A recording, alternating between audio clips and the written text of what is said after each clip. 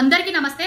రేణుకా ఎల్లమ్మ తల్లిని రోజు పూజించే గౌడ ఆడబిడ్డగా మీ పావని గౌడుగా నిన్న జరిగిన ఏదైతే గౌడన్నలకు జరిగిన అవమానాన్ని చూసి ఖండించడానికే ఈ వీడియో చేయడానికి మీ ముందటికి వచ్చిన। సేఫ్టీ మోకులు వంచడానికి ఒక పేరు పెట్టుకొని పంచుతున్నామనే ప్రచారం కోసం మా గౌడన్నలను అర్ధగంట సేపు చెట్ల మీదనే ఉంచినావు।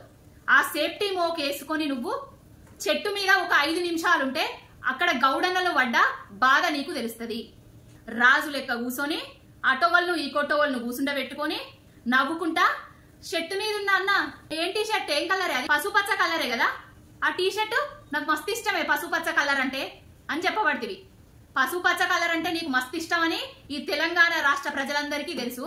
నీది ఒంట్లో ప్రవహించే రక్తం కూడా పచ్చదే కావచ్చు అని కూడా మాకు అనుమానం అవుతుంది। ఇంకొకటి గుంపు మేస్త్రి గారు, మా గౌడన్నలు నిన్ను అడిగిండ్రు మా గౌడ కులానికి ఏదన్నా చెయ్యి అని, నువ్వేం చెప్పినావు? మీ గౌడ కులస్తులకు పొన్నం ప్రభాకర్ గౌడుకు మంత్రి పదవి ఇచ్చినా, మహేష్ గౌడుకు ఒక కొలువు ఇచ్చినా, మధుయాష్కి కూడా ఇంకొక కొలువు ఇయ్యబోతానా? పదవుల కోసం పెదవుల మూసే బాపత అనుకుంటున్నావా? మా గౌడ కులం అంటే పదవుల కోసం బిచ్చం ఎత్తుకుంటాం అనుకుంటున్నావా? అయినా గౌడ కులస్తుల కోసం ఏర్పాటు చేసిన ఎక్సైజ్ శాఖ ఆ మంత్రి ఎవరి చేతిలో ఉన్నదయ్యా? మా గౌండ్లకు ఇబ్బంది వచ్చినా, ఏదైనా సమస్య ఉన్నా, ఏదైనా పథకం కావాలన్నా కూడా ఎవరి దగ్గరికి పోయి మేము చేయి చాసాలే? ఎవరికి ఇచ్చినావు ఎక్సైజ్ శాఖ మంత్రిని?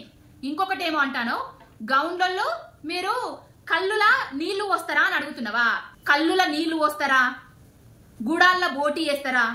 ఇవేనా ఎటకారం? ఏంది అహంకారం మాటలు ఇవేనా? గుంపు మేస్త్రి అధికారంలోకి వచ్చినాక అహంకారం ఎక్కువైంది, ఆ అహంకారం తగ్గించుకొని కొంచెం మానవత్వంతో వ్యవహరించుకుంటా, మానవీయ కోణంలో ఆలోచించుకుంటా అర్ధగంట సేపు గౌడన్నలు చెట్ల మీద ఉంటే ఏ విధంగా బాధపడతారు అనే బాధ నీకు తెలుసుంటే ఆ విధంగా మా గౌడన్నలను అర్ధగంట సేపు చెట్ల మీద ఉంచకపోతువు। మా గౌడ కులస్తుల కోసం, మా గౌడ కులం కోసం నువ్వేం చేసినావు? బెల్ట్ షాప్లను రద్దు చేసినావా అధికారంలోకి వచ్చినాక? ఏమన్నా మా పెన్షన్లు పెంచినవా? 2000 ఉన్న పెన్షన్ 4000 పెంచినవా? మా గౌడన్నలు తాడి చెట్ల మీదకి వెళ్ళి పడితే గిట్ల ఎక్స్గ్రేషియా పెంచిచ్చినవా?